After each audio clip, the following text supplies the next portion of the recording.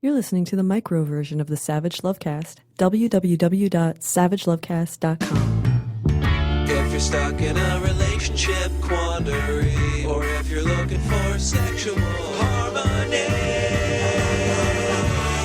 well, there's nothing you can't ask on the Savage Lovecast. Nothing makes me happier, as all of you regular listeners know, than science catching up with me with something I've said. Like for years, how I talked about how we should be GGG, good, giving, and game. I'm still talking about GGG. I'm going to talk about it right now, in fact. GGG is what we should all be for our partners. GGG is what our partners should be for us.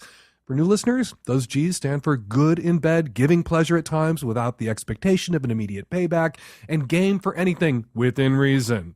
For years, I told people that being GGG would be good for their relationships. It's particularly good, I think, and helpful if you're in a sexually exclusive long-term relationship. You know, the kind of relationship some people out there think I'm trying to destroy. No, just trying to help. Two different sets of researchers, Amy Muse at the University of Toronto and Valerie Young and Tricia Burke at Hanover College, studied folks who are GGG after hearing me rant about it for so many years. Muse looked at partners who demonstrated a willingness to meet each other's needs, which she terms sexual communal strength. And Young and Burke studied people who've undergone what they call sexual transformations to meet a partner's needs. Muse found that couples who were GGG reported higher levels of daily sexual desire and were more likely to maintain their desire over time. And Young and Burke found that couples who were GGG reported higher levels of relationship satisfaction overall. So, hey, thank you, science, for catching up to me, proving me right. I appreciate that. So you can imagine my delight when I saw this headline in The Guardian last week. Cannabis smokers have 20% more sex, researchers find. Quoting from The Guardian, Stanford University School of Medicine researchers found that women who were daily pot users had sex an average of 7.1 times in the previous 4 weeks, compared with 6.0 times reported by those who denied using marijuana in the past year. Among men, daily users reported 6.9 times, compared with 5.6 for non-users. The findings were published in the Journal of Sexual Medicine, and given that the average couple had sex about once a week, the researcher said smoking marijuana could add up to 20 more instances of intercourse each year. Now, more sex isn't always better sex, of course, but the more sex a couple has, researchers found, the stronger their sexual connection continues to be over time, and the likelier they are not just to stay together, but be happy together. Which is one of the reasons why I'm always recommending pot just a little bit to couples who are having a hard time connecting, or in cases where someone feels a little inhibited or self-conscious about doing something that's otherwise safe, sane, and consensual, and with someone who also wants to do it with them. Again, a little puff or two, a mild edible, not baked out of your mind. Just get a little high, take the edge off, and let it happen. And I really want to say, based on this one study, that, hey, science caught up to me again. But that may be a little premature. The study's lead author, Dr. Michael Eisenberg, assistant professor of urology at Stanford, warned against interpreting the study as having proven a causal link. This may be correlation at work. Sexually uninhibited couples and or couples with higher libidos may be less inhibited about things like recreational drug use, but causation hasn't been ruled out either. So, more research is called for, and I'm confident that further study will find a causational link between pot use and sexual frequency and satisfaction. Oh, and speaking of pot, Halloween is next week, and Gloucester County is issuing a warning about marijuana edibles being given out as candy. Officials are urging trick-or-treaters to beware of gummy candy. First of all, happy Halloween, everybody. Today is Halloween, and welcome to the latest Halloween panic. Seems like there's plenty of real shit to be worried about this Halloween. President Trump, nuclear war, climate change, mass extinction, the mass die-off of insects and sperm cells. Google both things. But it wouldn't really be Halloween, and it wouldn't be local TV news without unnecessary panic. And thank you for the clip, KYWTV, CBS Philly, Just You Watch. Now, when I was a kid, our parents were in a panic, or they were supposed to be in a panic, about evil people putting razor blades into apples, which never actually happened. No one gave out apples on Halloween, for starters, and no kid would have eaten an apple had they been given one. We'd have resorted to eating candy dots and Necco wafers before we ate the apples. By the time we got to the apples, they would have rotted away and the razor blades would have been obvious and exposed. But we never got apples, with or without razor blades. From a pothead to all the parents out there, from a pothead who passes out a lot of candy on Halloween, from a pothead who is also a parent, this really isn't a thing that you need to worry about. pot edibles are really expensive for starters, and no pothead is going to toss pot gummies that start at $10 a pop into hundreds of trick-or-treaters' plastic pumpkins on their porches. And come on, pot users, even if pot edibles were cheap, we're not monsters. And again, many of us are parents ourselves. And you know how we trust drinkers not to give kids who ask for water a glass of vodka instead? You can trust potheads not to give kids marijuana edibles when they ask for candy. And as a quick aside, I want to send my love and support and gratitude to Anthony Rapp for speaking up. And to Kevin Spacey, I just want to say your application to join the gay community at this time has been denied, and you are welcome to reapply again in 57 years. All right, coming up on the Magnum edition of the Savage Lovecast today, we've got Minneapolis Mayor Betsy Hodges here to talk about her re-election campaign, to talk about resisting Trump, to talk about her history of sexual abuse, and to field one of your questions, because we don't let people come on the show without tackling a sex advice question too. And in the micro edition of the Savage Lovecast, we've got tons of your Qs and lots of my A's, all that coming up today. This episode of the Lovecast is brought to you by Zeal, the best way to find top local licensed and pre-screened massage therapists to come to your home anytime. Go to zeal.com and get $25 off your first massage by using the promo code SAVAGE at checkout. Today's episode is brought to you by Stamps.com. Stamps.com brings all the services of the U.S. Postal Service right to your fingertips. Buy and print official U.S. postage for any letter, any package, any class of mail using your own computer and printer. And right now you can enjoy the Stamps service with a special offer that includes a 4-week trial plus postage and a digital scale. Go to Stamps.com, click on the microphone at the top of the homepage, and type in my code SAVAGE. That's Stamps.com, click the mic, enter SAVAGE. This episode is brought to you by Blinkist. Over 2,000 of the best-selling nonfiction books transformed into powerful packs you can read or listen to in just 15 minutes. Go to Blinkist.com/savage to start your free trial today. Hi, Dan. I love the show.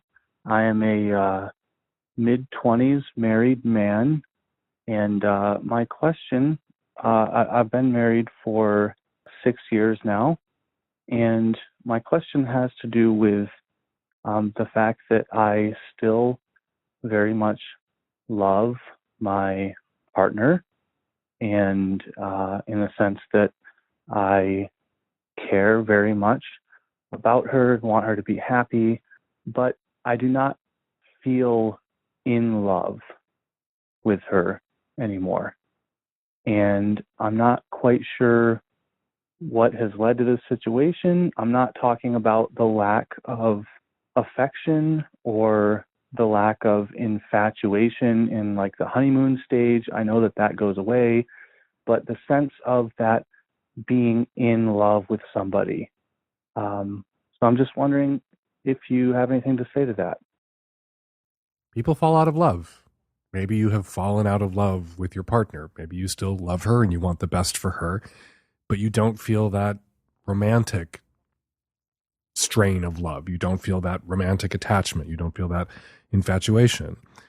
At the beginning of a relationship, we are really drunk on all sorts of crazy love hormones. The poly people call it NRE, new relationship energy, that giddy, ecstatic stage when you can't keep your hands off someone, when you can't think of anything or anyone else but them. When you feel that every moment that you're not in that person's presence or in that person's butt is torture, and a kind of torture that is only alleviated by that person presenting their butt to you for entering. Not to make it all about me. But you say that you're aware of the difference between long and lasting love and that giddy in love phase at the beginning of a relationship, and you're not confusing them, that you love your partner but you don't feel in love with her. Not that you love your partner, but you don't feel in love with her. Not in the long and lasting love sense of in love, and not in that beginning of the relationship, giddy sense of in love. You just don't feel in love with her. And what do you do about that? Well, you could separate, you could divorce, you could look at her and say, I'm not in love with you anymore. I like you, I respect you, I love you, I'll always cherish you. This was a great time, this is a great relationship. I'm from the school of thought that a marriage or a relationship can still be a success even if both people emerge from it alive. That if you grew together and learned together and you stick the dismount, literally in some cases, you stick the dismount and you part as friends and you're able to be present in each other's lives in a loving and supportive way, even if you aren't romantically in love anymore, that we should be able to look at that relationship and call it a success. So perhaps you can have a successful relationship with your wife after she's no longer your wife. Or you could attempt to fall back in love with your wife again, in romantic love with your wife again. Have you been taking each other for granted?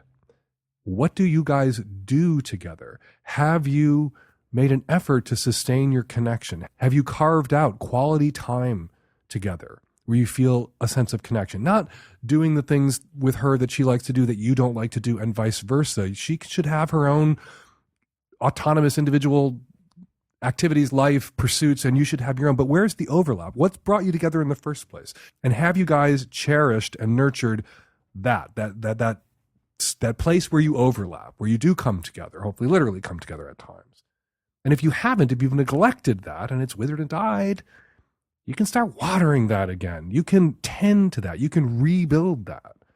There's a great observation that Esther Perel makes in both of her books, in Mating in Captivity and her new book, The State of Affairs, where she talks about how many people say that they are most attracted to their partners in a long-term relationship. I really recommend reading Mating in Captivity to you. When they see their partners through another's eyes, when they're out dancing or they're, at a cocktail party and they look across the room and they see someone else really taking their partner in. And suddenly they see their partners through that other person's eyes, and they see their partner anew, and they see what they were originally attracted to. They're drawn to their partner, not by looking at their partner themselves, not by looking at them directly, but a refracted look, looking at them bounced off someone else. If you and your wife don't go out together, if you and your wife don't socialize with others together, if you and your wife are putting yourselves in, I think, erotically charged environments, not where you're going to fuck other people or chase other people. I'm not telling you not to be monogamous if you're monogamous, but erotically charged environments, just like bars and clubs and out dancing, places where people are physical and sweat, places where other people are picking each other up, places where someone who is single might look at you or at her as if you were available, because that'll cause her to look at you as if you are newly available, or vice versa, you to look at her as if she's suddenly available to you in a different way. And it might prompt you to fall back in love with her. All of this will take some effort, and I think the most revealing question that you have to ask yourself is, are you willing to make the effort? And if you aren't, you have your answer. Let's say you want a good massage, but you do not have all the time you need to go and get one with the commute. You can have that massage therapist come to you with Zeal. You pick the time and the location, have your next massage on demand at home, save time. Just go to Zeal.com or on Zeal's iPhone or Android app. That's Zeal, spelled ZEEL.com, and select from top local licensed and pre-screened massage therapists. Choose your favorite technique, gender preference, time, and location for your massage. 7 days a week, 365 days a year, a Zeal massage therapist can be at your door in as little as an hour. Privacy, convenience, quality, and comfort, that's what you get with your massage on demand with Zeal. Jump on Zeal.com and Zeal will send you one of their 9,000 licensed massage therapists with a massage table, music, and everything you need to turn your living room into a spa and give you a 5-star massage. Scheduling, booking, and payment is fast and easy. Even the tip is included. No money changes hands. Don't wait all week for a massage appointment at a spa when Zeal can come to you right away when you need it. Bring the spa to you and try Zeal today. Really, today. They're on demand. You can have the best massage of your life in your own home with Zeal today. And to get you started, our listeners get $25 off their first massage by using the promo code SAVAGE at checkout. And guess what? There's more. Sign up for Zeal's massage membership and get 20% off all your massages, plus a free massage table and sheet set. That's a $380 value, yours free. There's no initiation fee to join the membership, just a great additional savings on top of the $25 discount you're going to get when you use our promo code SAVAGE. So go to Zeal, spelled ZEEL.com, or Zeal's iPhone or Android app, and then make sure to click Add Promo Code at checkout to use our promo code SAVAGE and get $25 off your first in-home, on-demand massage. Hi, Dan. This is Florence. I'm from UK. Just had a thought that a lot of your callers seem to say they've been seeing a guy for like a few months or seeing a girl or whoever for a few months and they're asking advice about it already. And I'm wondering, is this an American thing? Do you get more serious more quickly in America? Because here in the UK, all of my relationships, like for example, the one I'm in now, I've been with him almost a year and we're only just starting to think about, calling each other girlfriend and boyfriend. And from American films I've watched, it just seems like things move a lot quicker in America. Is that a thing? Is that something you've heard? Just a thought. Let's start from the beginning. Canada got the French, Australia got the convicts, America got the Puritans. And most of them were English Puritans, the assholes who pulled down the Globe Theatre, cut off Charles I's head. You dumped them all on the North American continent where they came not seeking religious freedom, as we're told in social studies classes in America when we're in high school, but seeking a space where they could set about persecuting each other for religious reasons forever. And we're still dealing with the fallout from this shit. And one of the ways in which it manifests itself in the culture is people just won't let themselves fuck. Many people. Because people who just meet somebody and want to fuck that person because they think they're hot, and it's meaningless, and perhaps meaning will come in time if they keep fucking that person. As you, caller, have continued to fuck this guy that you've been fucking for a year, and a year into it, you're thinking of perhaps calling each other girlfriend and boyfriend now. At the start, you didn't have to round this up to a grand passion. You didn't have to round this up to an emotional commitment to justify having the sex with him that you wanted to have. Because 400 years ago, all those goddamn Puritans got dumped onto the North American continent after they got kicked the fuck out of England by Charles II. After they had to leave, right?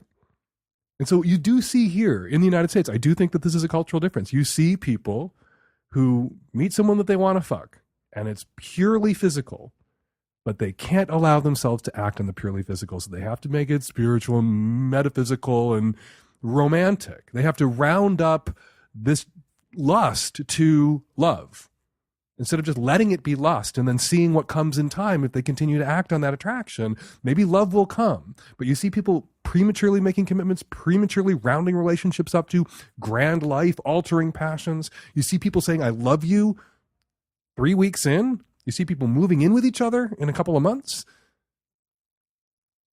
not just because they're love drunk and besotted, but because they're dealing with a lot of, I think, cultural messaging and shame around the illegitimacy of just acting on lust, being attracted to someone and going for it and then seeing what comes in time and waiting. And the problem with this rounding up is a lot of people find out after the fact that they were in error, that they rounded someone that their junk wanted, but it turns out that their head and heart don't want up to boyfriend or girlfriend or spouse. And now they're stuck in that relationship. They've made a commitment. And they can't just back out of it and walk away. So I hear from people who 3 months into a relationship, 4 months into a relationship, are in couples counseling, which I think is ridiculous. If 4 months into a relationship, you're in couples counseling, you shouldn't have been in a relationship to begin with. That's insane. And that's driven by this dynamic. I want to fuck you. It's dick stuff. It's pussy stuff. I want to jam our junk together. But I don't want to be that kind of base person. I don't want to be a bad person. That's what a bad person would do. No, I want to jam our junk together because I am in love with you, because you are the one. And then 3 months later, when you realize they're not the one, you have painted yourself into a corner that you can't back out of, and you're in couples counseling or calling my show and asking for permission to dump the motherfucker already, which I'm always prepared to give. So yes, caller, there is a cultural difference. Thank you for calling in and highlighting it for us. But come on, UK, you got to take a little responsibility for it. You dumped your English Puritans all over this continent, your murderous, homicidal, genocidal English Puritans, your sex-negative, sex-phobic English Puritans, and we are still reeling. Stamps saves you time and money, which you can use to grow your business. Mail any letter, any package using just your computer and printer, and the mail carrier picks it up. Avoid the hassle of the post office and mail everything from postcards to envelopes to packages, domestic or international, from your own home. Create your Stamps account in minutes online with no equipment to lease and no long-term commitments. Click, print, mail, you are done. Unlike the post office, Stamps.com never closes. Print postage for letters or packages at your convenience 24/7, 7 days a week. Stamps.com makes it easy. They'll send you a digital scale that automatically calculates exact postage. No need to lease an expensive postage meter. And right now, you can enjoy the stamp service with a special offer that includes a 4-week trial plus postage and a digital scale without long-term commitments. Go to Stamps.com, click on the microphone at the top of the homepage, and type in my code, SAVAGE. That's Stamps.com, enter SAVAGE. Stamps.com, never, ever go to the post office again. Hi, Dan. I'm in my late 30s, bisexual female, married for 10 plus years to a great man, and we are in a monogamish relationship. In the last couple of years, we've started adventuring into, quote, the lifestyle, and I can honestly say I have never felt closer to my husband. We have fun, the sex is crazy good, and I get to see him not as just a husband and father, but as a sexual, flirtatious being. I enjoy the idea of hot spousing, as you put it on a previous episode. We don't play often because of life and kids, but when we do, it's a lot of fun. We are more open and communicate more than ever, and I finally feel like I have a teammate in life and in sexual exploration. There is, however, one problem.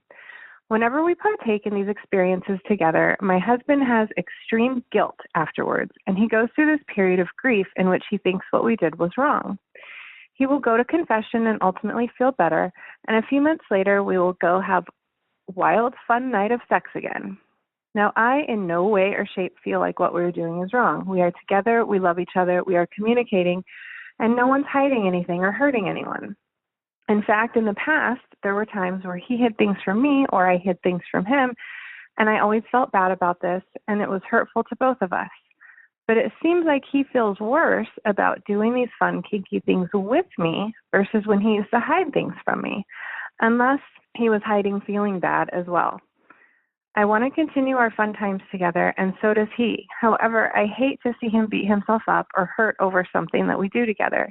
It's almost offensive that doing something fun and consensual with his wife would cause him any pain or angst. How can I help him to see that what we're doing is okay after the fact? Because let me tell you, when we are in the midst of play, he is having just as much fun, if not more fun, than anyone in the room. I don't want to hurt him. I also don't want to go back to the straight vanilla life either, because I'm worried we may go back into hiding our kinky, freaky sides, and that is a world I don't want to live in. Should I just let him go through the grief and love him and support him through it, even though he's doing all of this self-bashing? I know deep inside that we ultimately want to stay together, love each other, and really every little sex act we do is such a non-issue when you think of all the real problems in this world.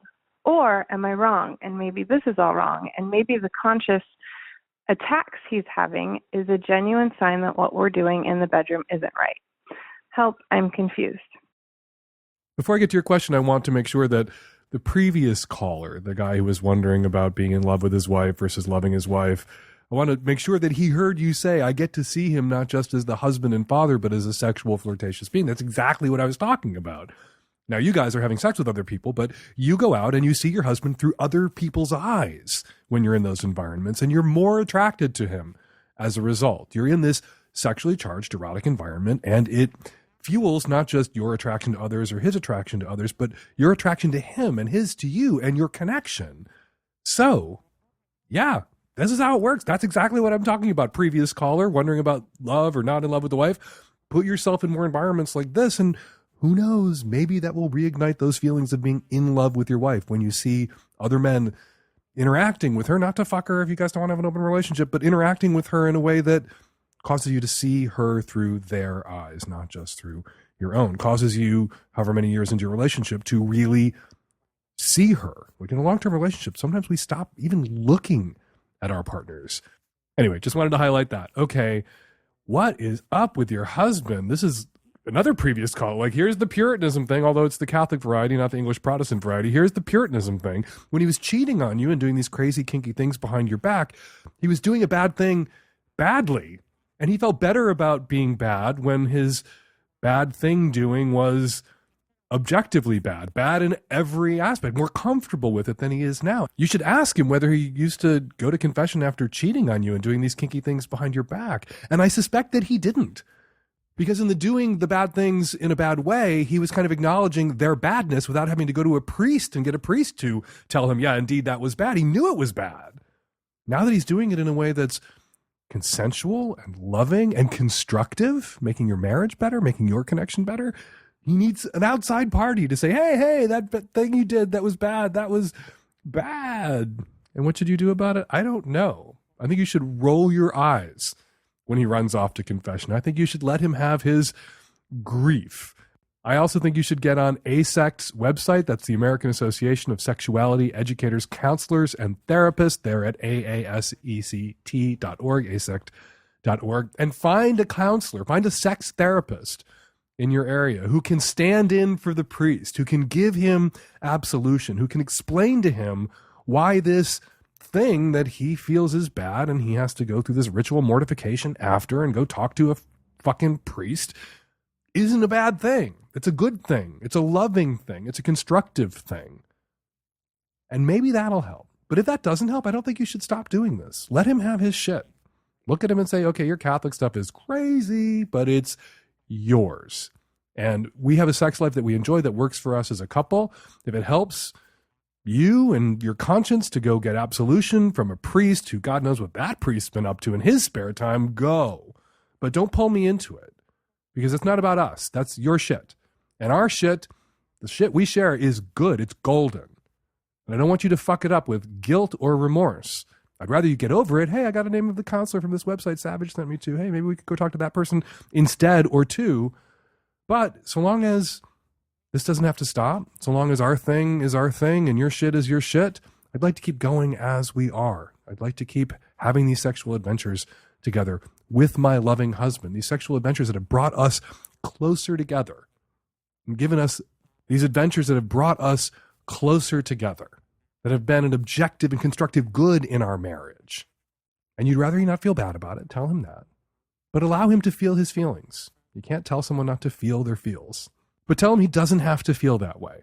You respect his right to feel his feelings, to feel the shit out of his feelings, to go process his feelings with whomever he cares to process them with, maybe including a priest. But if he talked to a counselor who could help him work through the guilt and the shame that was pounded into him in his Catholic schools, where presumably his parents sent him, maybe he'd feel a little less conflicted about this objective good.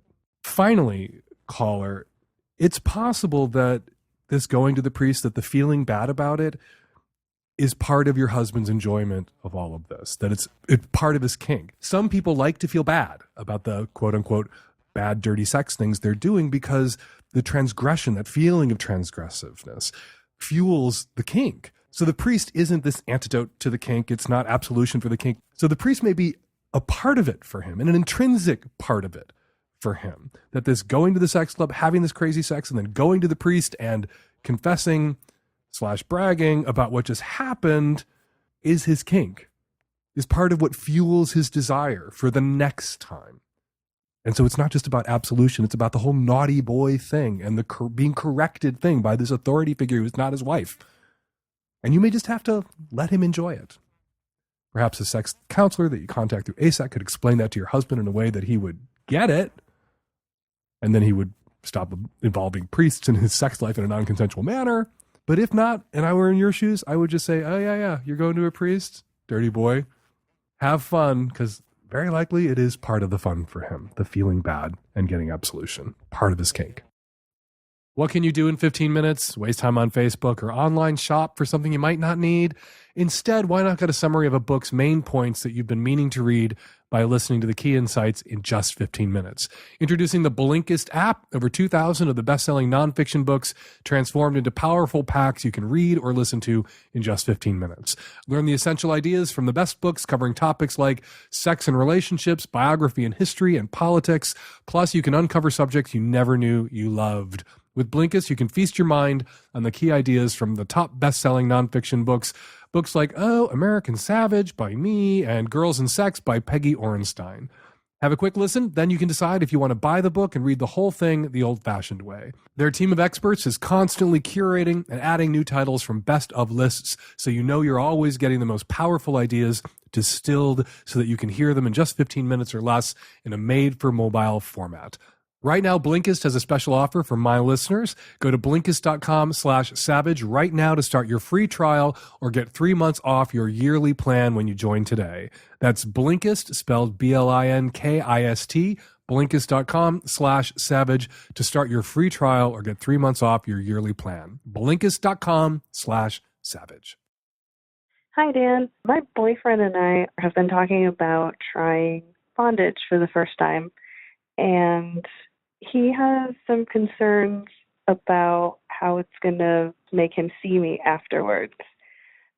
He's worried that it might make him, not respect me as much or, value me a little bit less. I told him that probably isn't going to happen, and he's just being abundantly cautious. But, I was wondering if there's any tips you had to maybe put his mind at ease for when we try this. So I'm worried that your boyfriend is telling you the truth. Okay. And revealing something about himself that is potentially disturbing. Okay. A lot of guys have this, it's a cliche, and I hate to cite it, and we rarely talk about it, but it's a thing, and some guys struggle with it. It's called the Madonna whore complex, right? There's the woman you date, the woman you marry, you put her on a pedestal, you worship her, and then there's the woman you have the kind of sex with that turns you on. A guy who likes to get his dick sucked and blow a load on a woman's face, who does that with a sex worker that he doesn't respect, but not the wife that he worships and loves and adores. And if he were to do it to his wife, if she wanted that too, or allowed him to do that too, he would lose respect for her, right? This is something that sex counselors and therapists have been talking about forever with men. It's a hang up that men have. The woman that you party with and play with and the woman that you marry are two different types of women. And that's bullshit, right? And to make that distinction is bullshit. And to sort women into those two categories is bullshit, because someone can be both worshipped and you can blow a load on that person's face or whatever. And so I don't know your boyfriend, and you have a better read on him than I do based on your short call. But if I were in your shoes, I would want to hear more from him about this. Why do you think you would lose respect for me if we did this? Have you done this with anyone else before? Did you lose respect for them afterwards? What do you think of kink? What do you think of kinky women? It sounds like this is a request of yours, that you're interested in being tied up. Is that right? Yes. And so a follow-up question for him would be, well, I want to be tied up. Have you already lost respect for me because I have a kink? What do you think the answers to those questions would be when you put them to him? I'm curious what you think of him. Does he have sexual hang-ups? I think so. He was raised a very strict Catholic, so I think, he does have some hang-ups and some reservations about, trying some more kinky things. He's pretty shy and kind of timid, and I think he lets that hold himself back a little bit. Madonna whore. Madonna is what Catholics call the virgin. Yeah. It's kind of a Catholic thing. It's got a Catholic stamp on it. I'm not sure, it's not exclusive to the Catholic boys, but it's got Catholic written all over it. I just feel like, in every other aspect of our relationship, he's very respectful and very sweet. He's been absolutely wonderful. And he didn't outright say oh, if we do this, it might make me think less of you or whatever. It's just a concern that he had because he's never tried this before. Mm-hmm. How long have you been seeing him? 7 months. Okay, well, you should do it. You should have him do this with you. Because if it does cause him to lose respect for you, if it does change the relationship, that's not on you, that's on him. Yeah, that's kind of what I think too. And it's one of those moments, we talk about these moments a lot, where you tell someone one thing about you and their reaction tells you everything that you need to know about them. If indeed he does have this Madonna whore hang-up and thinks less of you because you have this sexual interest that you'd like to pursue with someone that you love and respect and would expect that they can love and respect you and embrace your kinks as you would embrace theirs, and what he reveals in that moment is that he's incapable of doing that, then he's the wrong partner for you. And he's told you something very important about himself. He's told you everything you need to know about him, which is that you got to dump the motherfucker. Mm-hmm. So I don't think you should jump right into the bondage, but jump right into another conversation about it. Ask him to unpack for you at length what the problem is. Maybe it's just, he reached for that. He lunged for that excuse because it sounded like he was being deferential to you and concerned for you. Maybe he just has performance anxiety. Maybe he's never tied anybody up before and he's not sure what to do and he's worried about being bad at it and disappointing you. It could be something else entirely. After pathologizing your boyfriend in the extreme, right, and putting him on the couch and psychoanalyzing him and accusing him of having this Madonna whore hang up, he may not have that. He could have just clumsily reached for an excuse to get himself off the hook because he's worried that he won't know how to do it right and you'll be disappointed and you'll break up with him because he can't do it. And he's and I think he's really hesitant to hurt me. Like, I think he's afraid to, like, hurt me. And I'm like, it's a legitimate concern when you're talking about a junior varsity kink like simple bondage. It's a legitimate concern. Yeah. He doesn't want to hurt you. And you can hurt someone by ineptly using rope or handcuffs, which is why I'm often telling people who are interested in bondage to invest in real gear, real restraints. They look sinister and people are like, oh my God, that's too extreme, but they're much safer. Like quality restraints from a company like Mr. S in San Francisco, which is owned by friends of mine. So here's a plug. They distribute the pressure and weight so that you're not going to wind up with, a pinched nerve or a rope burn. All the things that people who are using rope screw up with the first time. Like people reach for the rope or they reach for the handcuffs because it's simple and it's less extreme and they hurt themselves. And the people who are reaching for the extreme looking restraints, they're safe and they're not getting hurt. So if you're seriously interested in bondage, maybe for Christmas, invest in some actual gear for yourself so that you guys can explore this with some comfort around it being safer than handcuffs and rope. But have a conversation with him. Have a conversation with him. If it's Madonna whore, if that's the issue, have a conversation with him about respect, the things that you guys being able to really be open with each other about your sexualities and your kinks and your interests, and that you are there to celebrate his and he should be there to celebrate yours. And that if you can't be open with him about your kinks and your sexuality without him judging you and losing respect for you, then you're the wrong girl for him and he's the wrong guy for you, more importantly. But if it's just performance anxiety, and the more I talk, the more I think, it's probably performance anxiety, then that's a different conversation.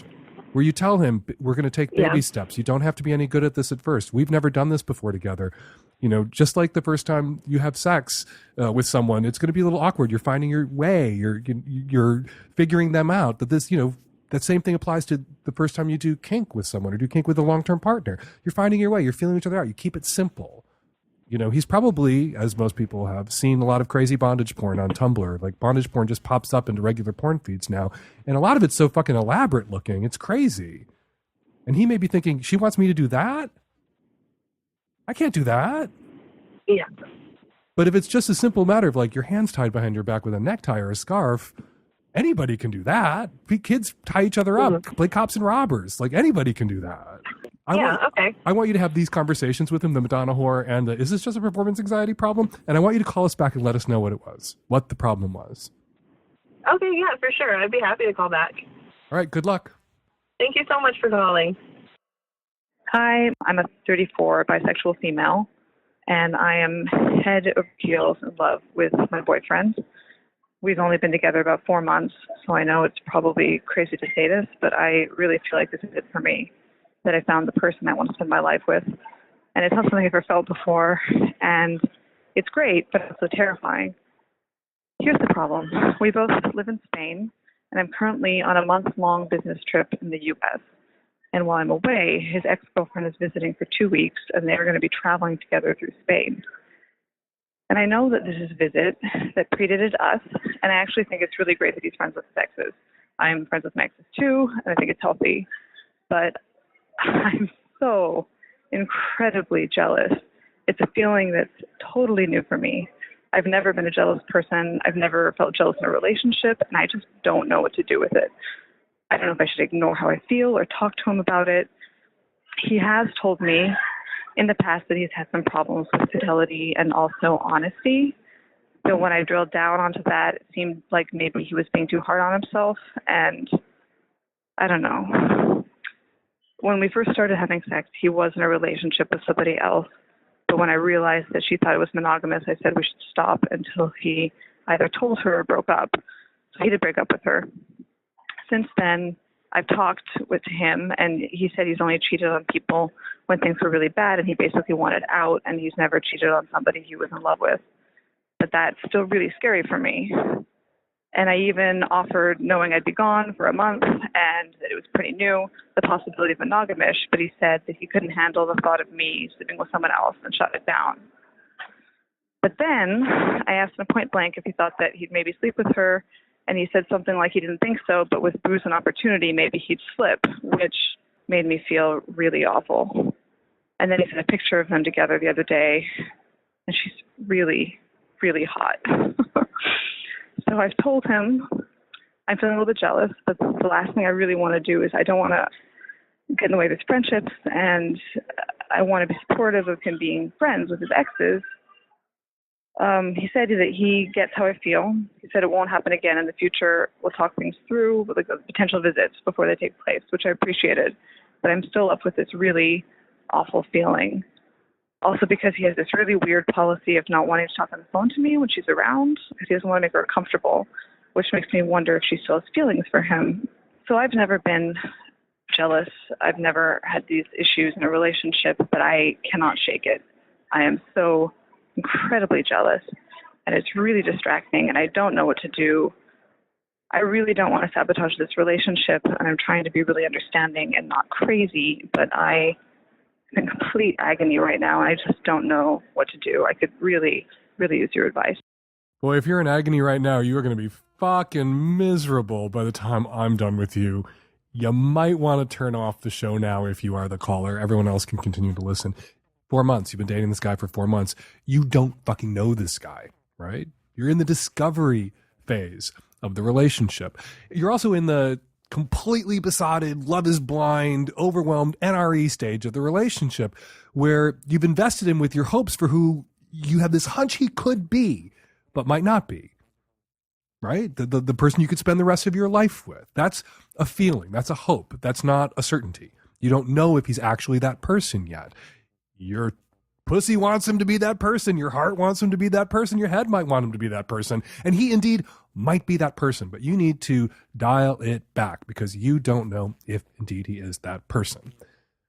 All right, moving on to the ex-girlfriend. The ex-girlfriend that he is definitely fucking while you're gone. The ex-girlfriend that he doesn't talk to you on the phone with when she's around because he's definitely fucking her still.